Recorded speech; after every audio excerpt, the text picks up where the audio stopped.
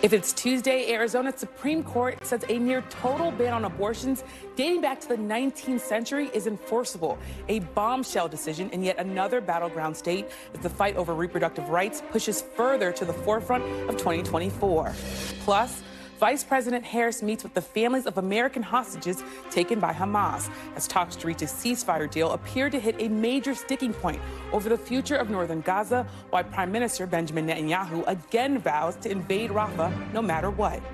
And booked and busy, both chambers are back in session on Capitol Hill with foreign aid funding and a speakership threat looming over the House as Senate Republicans look to move forward with the impeachment trial of a top Biden administration official.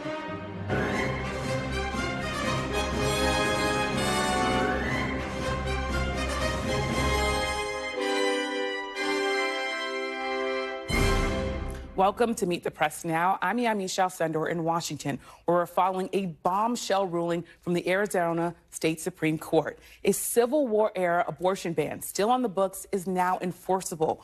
The 1864 Arizona law makes it a felony to perform an abortion or help a woman obtain an abortion in Arizona. The law had been on hold following the overturning of Roe v. Wade. The 160-year-old law will remain stayed for another 2 weeks, but Arizona joins a growing list of states banning or essentially banning this procedure. Currently, abortions are illegal in Arizona after 15 weeks. This afternoon, Arizona's Democratic governor reacting, calling it a dark day. She also emphasized that an executive order protecting abortion seekers and providers from prosecution remains in effect. My executive order removing the ability of county attorneys to prosecute women and doctors for performing abortions remains. I refuse to allow extremist county prosecutors to use this abortion ban to lock up women and doctors seeking or providing needed health care. I am calling on the legislature to do the right thing right now and repeal this 1864 ban and protect access to reproductive health care. But this November, Arizona voters could have the chance to expand abortion access. Organizers behind a proposed constitutional amendment say they have the signatures needed for the 2024 ballot. Arizona would join 3 other states already set to vote on similar measures, and abortion right advocates in at least 7 more states are also seeking ballot measures. Democrats hope these kinds of abortion ballot measures will drive voters to turn out in support of their party at the state level and in the presidential race. Former President Donald Trump acknowledged the issue could hurt Republican candidates in November, even as he took credit for overturning Roe v. Wade. Now it's up to the states to do the right thing. Like Ronald Reagan, I am strongly in favor of exceptions for rape, incest, and life of the mother. You must follow your heart of this issue, but remember, you must also win elections to restore our culture and, in fact, to save our country. This is the latest version of Trump's many positions on abortion, and he did not say whether he would sign a national abortion ban if Congress passed one. In the past, he has hinted that he might sign one, as his Republican allies have voiced support for a federal abortion ban. That includes South Carolina Senator Lindsey Graham, who told my colleague Sahil Kapoor that Trump's current position on abortion was a mistake. The idea that Dobbs prevents the federal government from acting, I think, is an error. For the pro-life movement, it's about the child, not geography. So if you're turning the pro-life movement into a geographical movement, I think you're making a mistake. Trump responded by bashing his critics on social media. He also did so during an interview with a right-wing network last night. We took a great victory, and guys like Lindsey Graham, they make it controversial. It's not controversial. It goes back to the states where all legal scholars on both sides want it. It was a great victory. Meanwhile, President Biden is seizing on Trump's comments as he looks to tie state-level bans to his Republican opponent. Yesterday, the Biden campaign releasing an emotional ad featuring Amanda Zurkowski. She is a woman who sued Texas over its abortion restrictions after she almost died from a miscarriage, she said. Take a listen. Gonna maybe wear home from the hospital. All of these. This is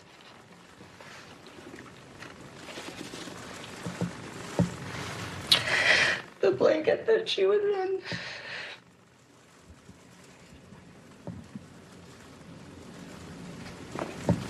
And these are her little footprints.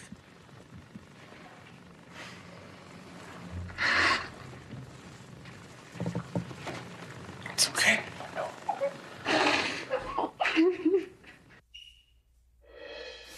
Joining me now on the ground in Arizona's NBC News campaign event, Alex Tabbitt. And also for the potential legal fallout, I'm joined by Michelle Goodwin, a professor of constitutional law and health policy at Georgetown University. Also with us, NBC News' Vaughn Hilliard, and we have senior White House correspondent Kelly O'Donnell. Alex, I want to start with you. Take us through Arizona's state Supreme Court decision here, and what's been the reaction there on the ground? Well, Yamiche, it's been an emotional and tense day here in Arizona as reproductive rights advocates have been learning in real time about this Supreme Court decision. The Arizona Supreme Court, which is right behind me, decided that the 1864 ban could in fact be enforced. And that's led a lot of reproductive rights advocates to come out and to make their voice heard about what their experience is like having an abortion already here in Arizona, where the ban is currently 15 weeks. I want to take a listen to State Senator Ava Birch. She gained national headlines last month when she came out on the state Senate floor here in Arizona, told the people of Arizona about her own struggles with pregnancy, her own miscarriages, and her decision to get an abortion after learning that her fetus was not viable. Take a listen to what Birch had to say earlier this afternoon. Less than 3 weeks ago, I had an abortion, a baby that I would have loved to have had, with a husband who I love very much. And what I had to go through to receive that care was unconscionable as it was. And now I cannot believe that we are even talking about what we might do to doctors if they care for women in this way. What we might do to patients if they experience these hardships.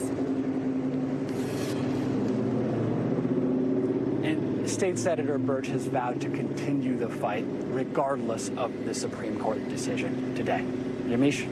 And Alex, this ruling is stayed for 14 days. So what does that mean in practicality for women in Arizona, especially, of course, those women who are seeking abortions?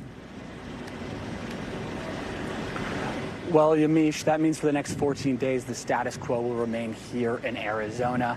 That means that abortions will remain legal up until 15 weeks of pregnancy. There will be no exceptions after 15 weeks for rape or incest. There will be an exception in the event that a mother's life is in danger.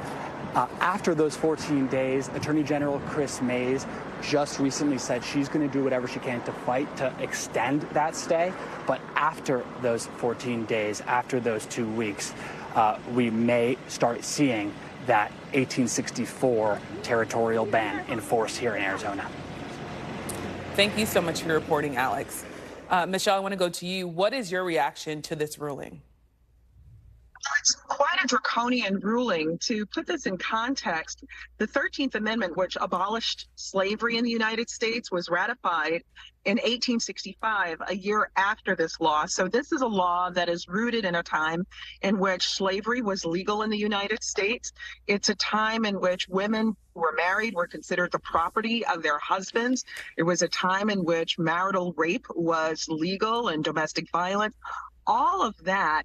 It's an interesting thing. It's a 4-2 opinion, and the majority in the case said that even though the state's 15-week abortion ban went into effect after Dobbs, they essentially said that that really didn't matter, that what Dobbs did was to provide the window, the open door for this 1864 law to prevail. Now, in this case, there's a very strong dissent, and it's a dissent that's signed on by the Chief Justice. It's written by the Vice Justice of the court, and it's nearly as long as the majority opinion.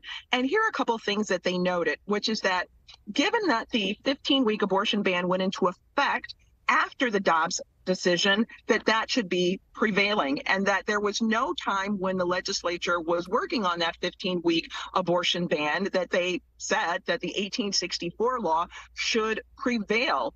Although what the majority did say is that this law, which comes after Dobbs, basically has no effect on the validity of this 1864 law.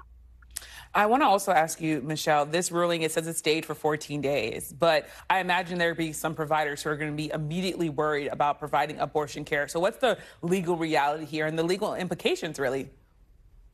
Well, the legal implications are that doctors in that state and others who aid in the termination of a pregnancy risk to at least 2 years incarceration if they happen to be prosecuted. There's a possibility that the state's attorney general will tell, and my understanding is that she is telling prosecutors in the state, do not prosecute with this law. But that's not to say that prosecutors will abide by what she has said. So there's going to be chaos and fear. And if there's anything to learn from what has taken place in Texas, we know then that there would be doctors who may be so fearful of criminalization or losing their medical licenses to practice that they will not intervene, even in cases where life is at risk for the pregnant person. And it's really interesting when you talk about chaos and fear, because, of course, there's also the fact that the Florida Supreme Court, they recently ruled on abortion restrictions, but the 6-week ban is a more recent ban. So I wonder, what do you think is the significance here when you think about comparing those two abortion bans?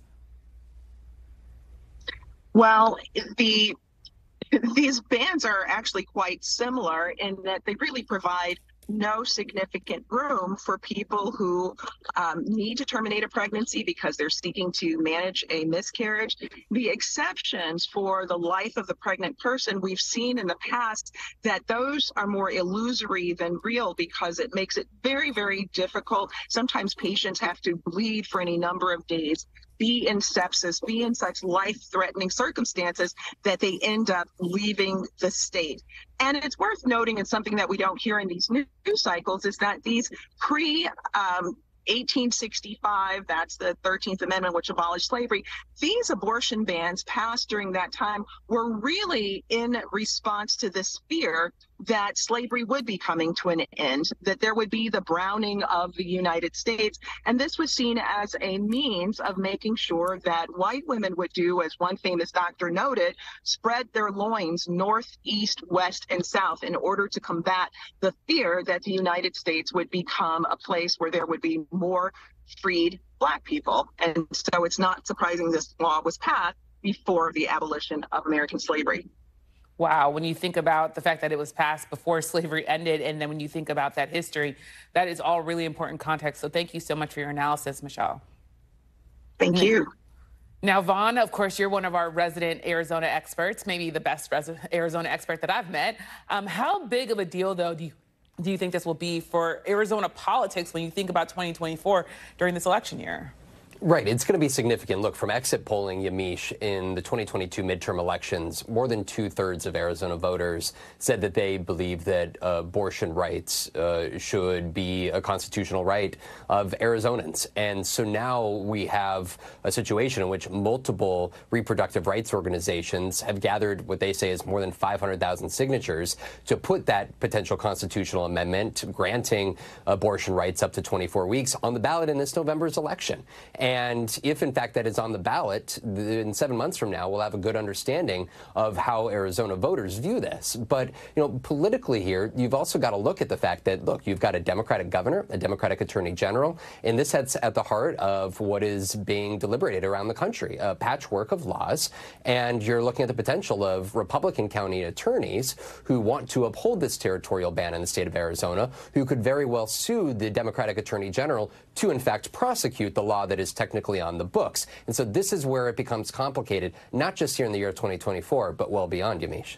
It is really complicated because you could have an attorney general who doesn't agree with the law being forced to enforce it. I want to ask you, though, also about Team Trump. We saw the former president release a statement talking about abortion laws should be left to the states. What is Team Trump saying now, and what do you think they're thinking right now as Arizona, now that's going to be a big issue there come November? Right, and that video that Donald Trump posted on his social media account yesterday, he really didn't say much new, other than the fact that he touted the overturning of Roe v. Wade. 3 of the conservative justices on the Supreme Court bench were nominated by him, and though he said that it should be up to states, whether it be the voters or state legislatures, governors, to determine the laws that they have on the books. Of course, he got pushback not only from his own former vice president, Mike Pence, who said that this should be a federal a ban of sorts on abortion. This should not be a patchwork. This should not be a geographical issue, as you heard Lindsey Graham discuss it. But even if you take Arizona as an example here, this is the issue for Republican candidates, because Kari Lake is running for the U.S. Senate seat in Arizona, the open Senate seat. And when I talked to her about this Arizona territorial ban back in 2022, she told me that if she were to have won that governor's race, she would stand by and uphold the territorial ban. Fast forward to today, she now says that she opposes the territorial ban and that Arizona voters should make it clear at the ballot box where they stand on this issue. So there is an acknowledgement politically that a majority of voters, at least in Arizona, but we also see this nationally, are supportive of reproductive rights, or at least access to abortion care. And that is going to be an issue here that is going to complicate others who say that this is a hard, fast moral conviction that they have, and yet the question is, do a majority of the voters side with them? And that is really where these states, including Arizona, could make that very clear in the months ahead. Vaughn, it's so interesting to see Kari Lake fall in line. We've also seen Republicans in Pennsylvania and Nevada also be falling in line and echoing Trump's language now. So very interesting reporting. Thanks, Vaughn. Thanks. Now, of course, there's Kelly O'Donnell. Of course, I want to talk to you about the White House stance here. Vice President Harris came out just really within minutes of this ruling saying she's heading to Arizona on Friday. She's been front and center on this issue. Does the White House see her really as their best messenger on this issue? And what do we expect to hear from her as she goes to Arizona?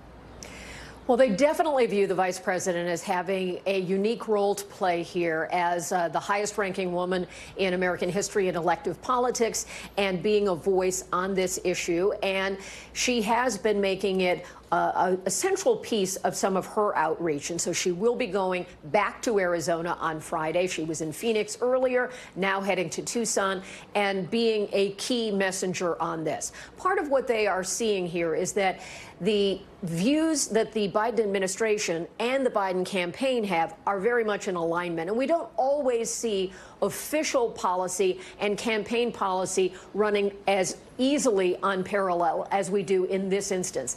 And so certainly from all the official acts of the White House, the administration believes strongly that it has made a commitment to the American voter that they want to restore the protections that were in Roe v. Wade. They'd like to do that through a Congress that would be a majority Democrat after voters go to the polls. They also want to do things like using executive powers to protect access to different care and to try to make movement between states more easy for women who are facing some of these difficult circumstances. Now, in the campaign lane, you're getting a lot of the messaging now. You showed a piece of one of the new ads from the Biden campaign, and you'll see a lot of that kind of deeply personal experience put through this message because they are trying to galvanize women and the people in their families who also agree that these deeply personal decisions should be in the hands of families with their doctors. And this, of course, has long been a volatile issue, and there are people who have very strong feelings in support of the fact that Roe v. Wade was overturned. But for the Biden campaign, they view this as a way to motivate voters and to try to get support in places where perhaps we hadn't seen the potential for these battleground states to have movement. This is an area where the president believes there is strength because these issues motivate voters. Yamiche? As you talk about motivating voters, after the Florida abortion ruling, the Biden campaign said, and a number of Democrats said that they believe now that that state, which is my native state, but it's become really a lot of ruby red, and it's not really a swing state anymore. They said that they thought that that might be putting Florida in play. Do you have that same sentiment coming from the Biden campaign when you look at Arizona with this ruling?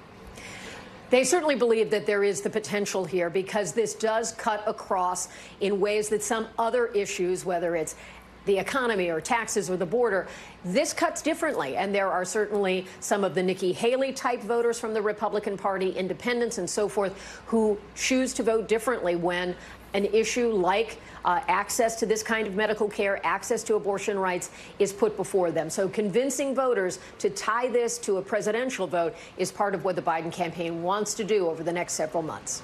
Well, thank you, Kelly O'Donnell, for breaking it all down from the White House.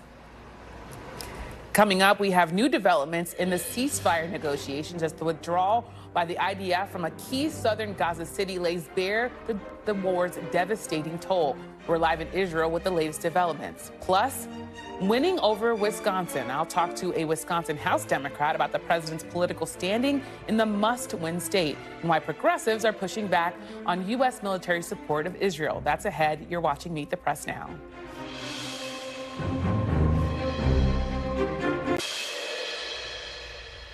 Welcome back.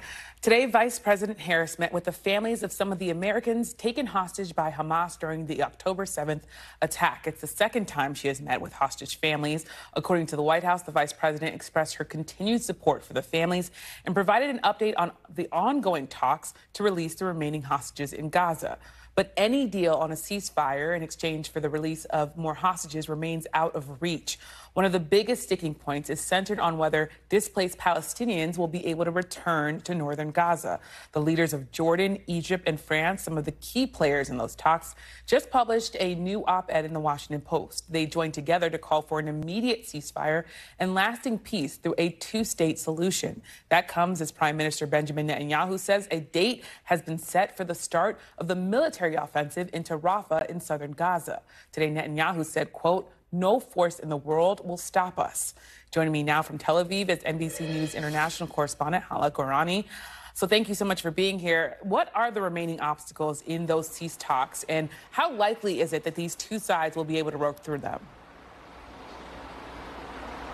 Well, you mentioned one of them, and we spoke to one of our sources close to the Prime Minister's office who's briefed on some of the discussions in the War Cabinet. And what they said was that return of Palestinians to the north is one of the sticking points. The Hamas representatives would have wanted a completely limitless return of all of the Palestinians, including Hamas operatives, potentially to the north of the Gaza Strip. And Israeli representatives were against that, wanting a limited number to return with very strict security checks. But of course, there are many, many more disagreements, namely how long a ceasefire would last, how many hostages can and would be released. So the two sides appear still to be far apart, though we're hearing some conflicting reports, Yamiche, because over the weekend, there were some of the participants quoted by Egyptian media, quoted as saying that really we had made more progress this time around than in previous rounds.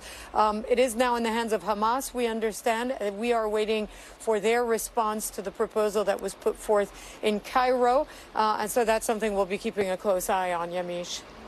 And as you keep a close eye on that, what more do we know about Israel's plans for Rafah and whether they have a solid plan to protect the millions of civilians that are sheltering there?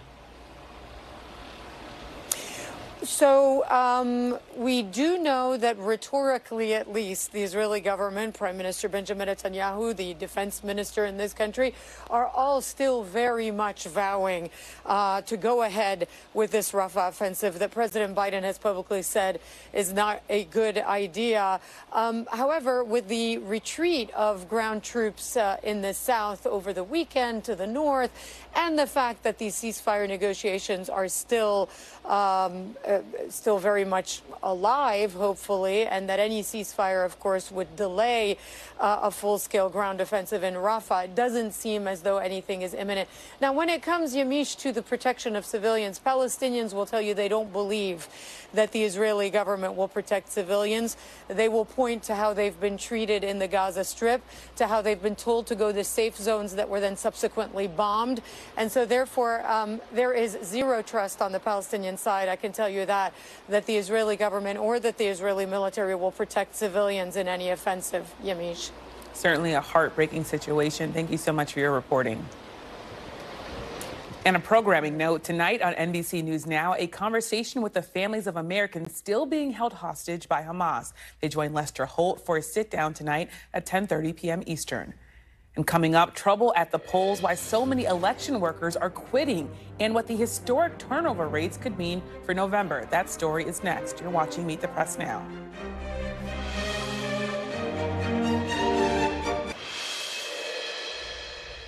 Welcome back. Voter turnout may be a key factor this November, but another potential issue, whether there will be enough election workers to execute the election. NBC News has exclusive new reporting that election worker turnover has reached historic highs.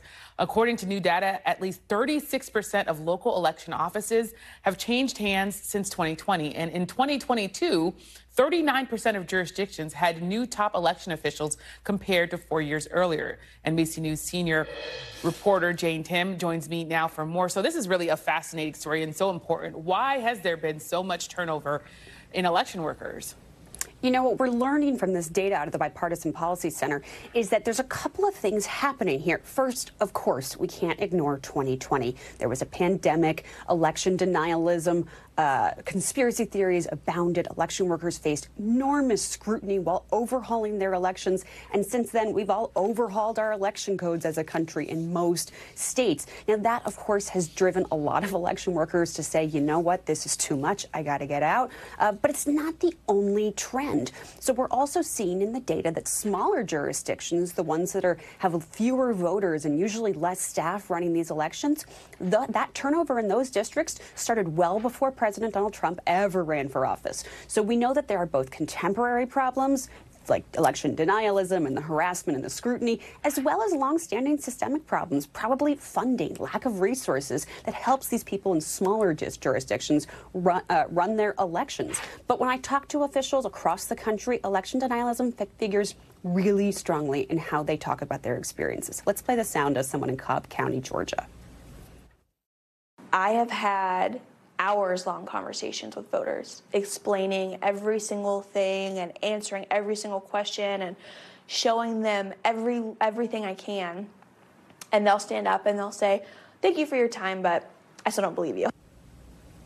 Now, Tate turned 30 this month. She's part of like a new generation of election workers. She feels really strongly that it's her duty to her community to count the votes and to count them accurately. But it still figures into her every day. She said she checks her rear view mirror when she drives home every day to make sure she's not getting followed.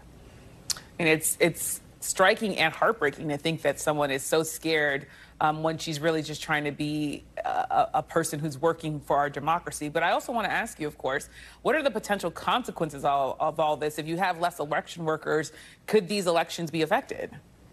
Yeah, you know, a lot of the incoming officials, they do have similar levels of experience to past elections based on the data we have. But we do know that when you have new people doing jobs, there's a learning curve. You know, these jobs rely heavily on institutional knowledge. I've seen firsthand in areas where they've had complete overhauls of the staff. Running future elections has been hard. I followed a county in Virginia, Buckingham County, where the entire staff all resigned last year. 2022 was tough for them. They were the last county in the state to report their results. They had to make corrections. It wasn't easy to get it done when you have a brand new staff. Well, Timm, this is really great exclusive reporting and such an important topic that we'll definitely keep an eye on. Thank you so much. Thank you. And still ahead, the House gets back to work on an ever-growing to-do list. And Wisconsin Democrat Mark Pocan joins me to talk about his party's priorities and why he and his dozens of other progressives are calling on the president to halt weapons transfers to Israel. You're watching Meet the Press Now.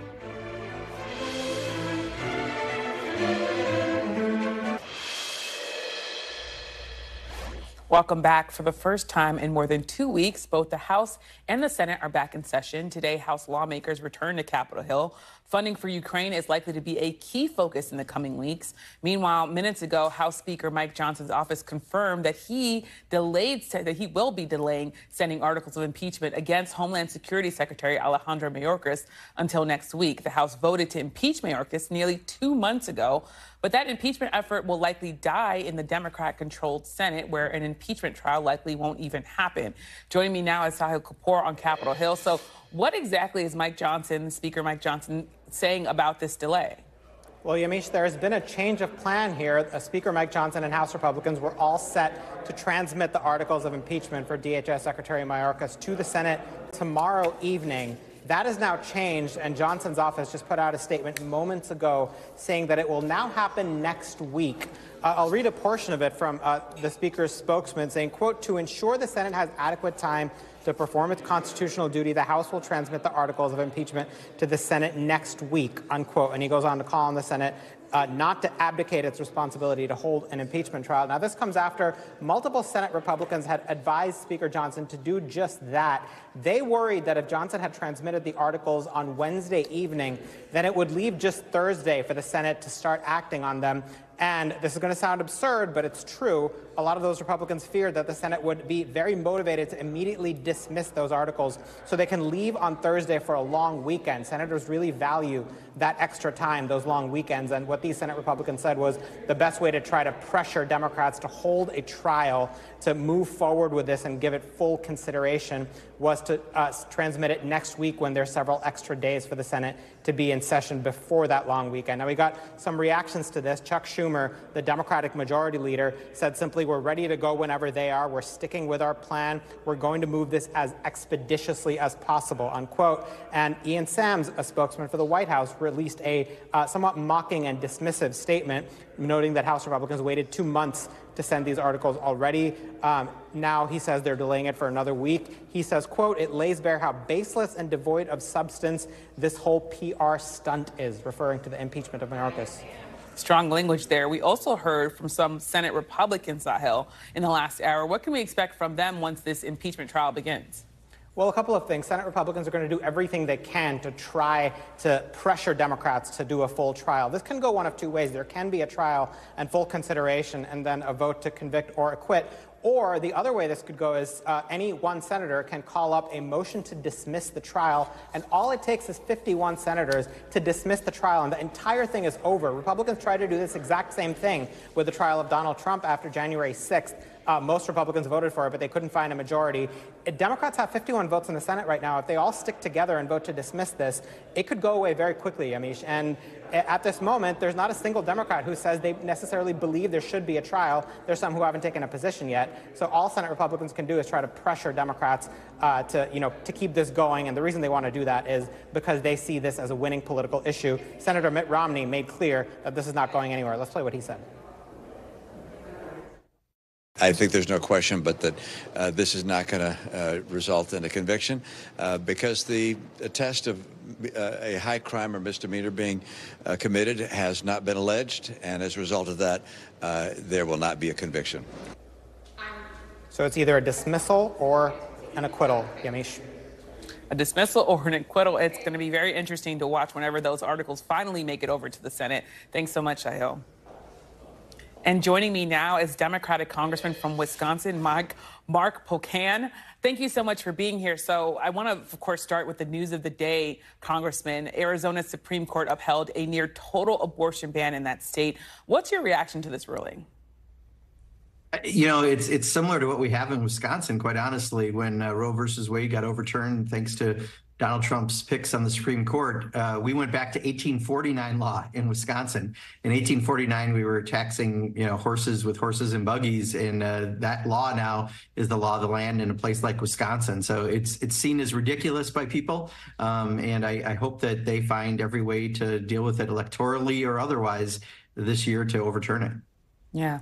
Well, I also now want to turn to another topic, and that, of course, is Israel. Yesterday, Prime Minister Benjamin Netanyahu said a date has been set for Israel's ground offensive into Rafah. What should the consequences be if Israel does launch that offensive into Rafah without a legitimate plan to protect the millions and millions of civilians that are sheltering there?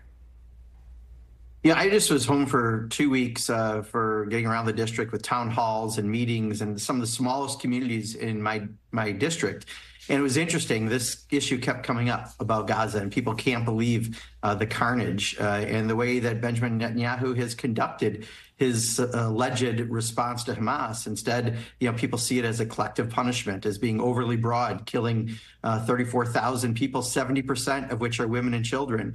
And I think if he does this, a lot of us are asking for, and we did just do a letter with 56 members of Congress to the president to have conditions and no additional weapons transfers until we know what's going on, especially with the killings of the most recent aid workers from Chef Andreas's organization. You know, over 200 aid workers have been killed just trying to get food and water to people who are starving in Gaza. And this is not something that can be done in any way with the United States involvement. So, you know, I think he should tread very carefully. Our support of Israel is a support of Israel, but it's not just a blind support of Benjamin Netanyahu in doing what I think people back in Wisconsin anyway don't support. Well, I mean, as you talk about sort of those aid workers and that, you're calling for the Biden administration to withhold the transfer of more military aids to Israel. Why is this strike, you think, on aid workers seemingly the last straw for so many in your party? You know, I think it really changed probably 6-8 weeks ago among the mass numbers of folks in the district, where people just can't understand anymore the continued killing and the amount of carnage and the destruction in Gaza. It's just this happens to be the most recent really foul example of an execution of a response to Hamas, because this clearly wasn't responding to Hamas. And it's just an overly broad attempt to, I think, clear out Gaza. And I think people have just had enough. And, you know, what we're trying to do is, you know, make sure we don't have any additional weapons transfers. We want an investigation of this. We want to know aid workers are protected. And we certainly don't want U.S. weaponry or equipment used if there is going to be an invasion of Rafah. And I think those are all things that we're trying to express to the president. He has the ability to do a number of those things on his own. Congressman, I want to ask you specifically, though, because Jose Andres has said he really is heartbroken that it took the death of foreigners for there really to feel like there was this shift after you had thousands and thousands, more than 30,000 civilians, Palestinians killed. So I wonder, could you talk a bit more about why this was different and what you make of Jose Andres saying that maybe there should have been a shift earlier when there were so many kids and Palestinians killed?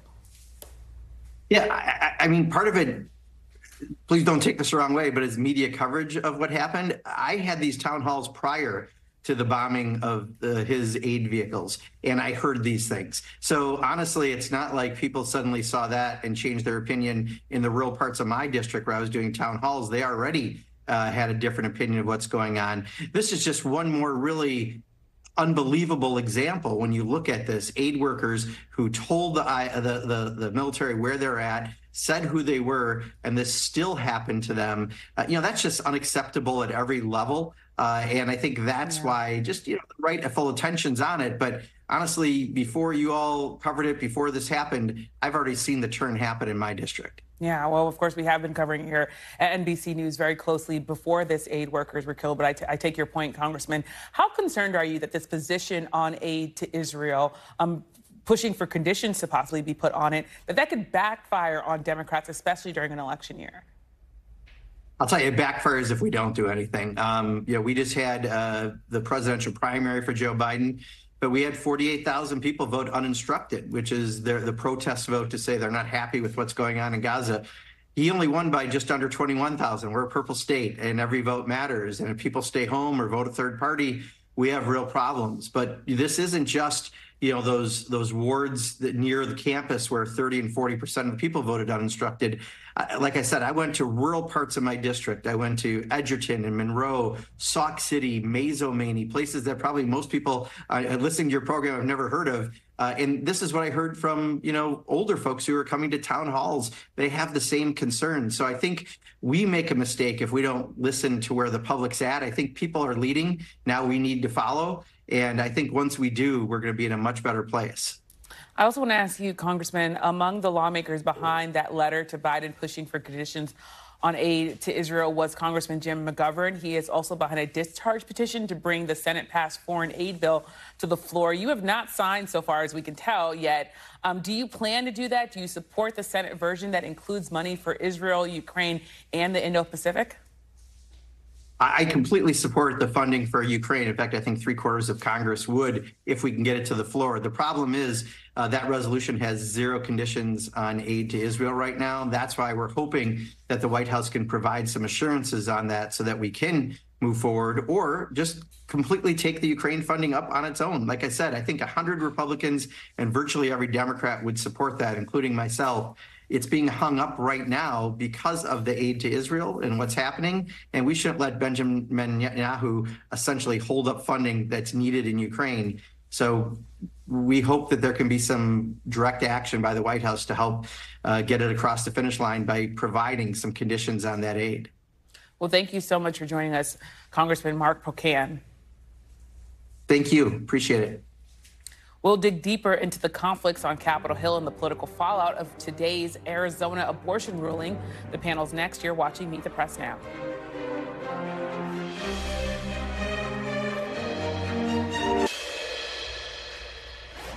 Welcome back. More now on the political fallout from today's major news out of Arizona and the state Supreme Court's ruling that a law banning nearly all abortions can be enforced. The White House announced that Vice President Harris will travel to Arizona on Friday for an event on reproductive freedom. And today's ruling also comes a day after Donald Trump released a statement saying abortion restrictions should be left to the states. For more, I'm joined by Eugene Scott, senior politics reporter at Axios, Meghan Hays, former special assistant to President Biden, and Carlos Curbelo, of course, former Republican congressman from Florida and now an NBC News political analyst. So thank you all for being here. I'm going to start with you, Carlos, if I can. Former President Trump said yesterday that abortion access should really be left up to the states here. But now, of course, you have a battleground state that is reaching all the way back to before the Civil War to ban all abortions. What do you make of that? Well, Yamiche, Republicans fear the abortion issue. Donald Trump is leading the charge and demonstrating that fear, right? Doing this extraordinary video trying to really distance himself from these abortion restrictions. Look, there's some states like Florida where abortion is going to be more prominent due to a ballot question. I don't think it's going to have an impact on the result of races on the top of the ticket. But in a state like Arizona, it's a completely different story. You, of course, have the presidential race, which was very close there in 2020. You have a Senate race that could decide control of the Senate. And you have a House race that was decided by a few hundred votes in 2022. So those are the kinds of races where this can really make a difference. And I think you're going to see Arizona Republicans, if they haven't already, running away from this issue. They have. I mean, we've seen Carrie Lake come out. Wow. Exactly. We've seen Representative Juan Ciscomani come out, right? He represents, I believe, southern Arizona, where Tucson is, the University of Arizona, lots of young voters where the vice president is going to speak this week. This is a state where swing voters, young voters, suburban voters will determine who wins. And an issue like this, a stance like this, is not going to be helpful for Donald Trump. And Meghan, what do you think this makes? The impact of this could have on the Senate race in Arizona there. There's not only the presidential race, but there's, of course, the down-ballot races. I think that it has a huge impact on the down-ballot races. And one thing to add to what's going to happen in November, this is going to have an immediate impact now in fundraising. And that is going to impact the calendar or the map writ large and not just in Arizona. And every time Republicans bring this up, this is a huge fundraising opportunity for Democrats. And it just continues to put a finer point that Trump took credit for this for something that is polling terribly for Republicans, and it is a winning issue for Democrats. Yeah. And I think this also deflects attention from the immigration issue, which is obviously a big deal in Arizona. We know Republicans want immigration to be prominent. As we get closer to the election, Democrats want abortion. This helps Democrats at this time. Yeah. I also want to ask, of course, about, as you bring up immigration, Eugene, is this impeachment trial, maybe even the articles, are they ever going to even make it to the Senate? Are we ever going to even see this trial happen, you think? It doesn't seem like it. I mean, the reality is what far-right Republicans have said, the proof they have that should justify or move forward impeachment articles, they just haven't produced that yet. They got the talking points they wanted in conservative media. I don't know that that was as helpful and fruitful as they thought it would be. And to your point earlier, obviously there are now other things that they're now being forced to focus on. But respectfully, Mike Johnson's just trying to hold things together right now. Well, that's one way to put it. He's definitely trying to hold things together. But, Meghan, is there anything you think that Republicans can do to try to make this harder on Democrats and to try to sort of really hammer home the point that they want to make here? I mean, they need to come together and create more of a coalition, but they have their far right is leading the message here, and they didn't even send the articles to the Senate until there wasn't even a talk of sending them until there was a threat that he was going to lose his speakership. So there's just not a lot of there for them. And I mean, Senator Schumer's just like, why are we doing this? This is kind of ridiculous. And Secretary Mayorkas is just sort of playing, he just is a ping pong basically in their game right now. And so it's just, they need to coalesce around actual issues that the American people care about, or they are going to really see the impacts in November. And Carlos, I mean, there are some Democrats who say that this is actually embarrassing for Republicans. But how do you see this? Well, think about it. Republicans politically were gifted the issue of immigration. I mean, most of the country, we've seen the polling. It's very bad for President Biden. This is their best issue politically, and they have managed to really muddy it. I mean, they abandoned a compromise that really would have tied the executive's hands when it comes to immigration, a pretty conservative bill on Donald Trump's orders. And now they're sending all these mixed messages on Mayorkas, where people know most Senate Republicans don't even want to take up this case because it's a waste of time. So here's an issue where Republicans have had a very clear shot, and they're managing to squander a lot of that political capital and not put Democrats' feet to the fire. Do you think there is something that Republicans could do to sort of wrestle this issue back in a way that would be effective for them? Because when I talk to voters out there, in focus groups, even when I go out to different states, they bring up immigration, including some Democrats who say that they see this issue as out of hand, even if they live in a state like Michigan that's thousands of miles away. So what should Republicans be doing better? Well, a very easy thing to do would be to bring forward and to pass the bill that Senator Lankford negotiated with Senators Murphy and Sinema, because then it would show that Republicans are actually serious about doing something about the border crisis. But instead, they listened to President Trump, who said, don't do this, it's going to be bad for me politically. And Republicans, again, they're in the Trump trap. They know what they want to do, they know what's the right thing to do, but Donald Trump won't let them do it, and they don't want to get sideways with Donald Trump. Yeah, well, I'm going to start the Trump trap. I think we could use that phrase a couple more times. It's yours. Eugene, I want to ask you, of course, about the other issue, because there is this long to-do list for Capitol Hill. How confident are you that there could be an aid package passed here, including aid that goes to Ukraine? You mean how soon, or just in general, right? Yeah, right. I mean, one day it could happen. Yeah. If it's going to happen anytime soon, it doesn't look like it. What's going to be interesting is everyone's obviously thinking about November, and there are far-right lawmakers who are going to work as hard as possible to keep it from moving forward. There are people who are in swing districts who know that their voters want to see something happen, some type of compromise. There are obviously people left of these individuals who not only want to see more humanitarian aid for Ukraine, but I mean for Haiti, for Sudan. There's a real ideological diversity within the House in terms of what should be our role, America's role in the world, and whether or not these lawmakers are going to get on the same page in the next couple of months, it just seems highly unlikely. Do you think this could cost House Speaker Mike Johnson his job? It's looking like it. I mean, within the last, I think it was a week or two ago, he was referring to Marjorie Taylor Greene as a friend. And, she was fundraising or campaigning this past weekend, saying some very unfriendly things about him. And so if he doesn't move in a direction that seems to be winsome to her and people like her, she's made it clear that she's going to try her best to get him out of there.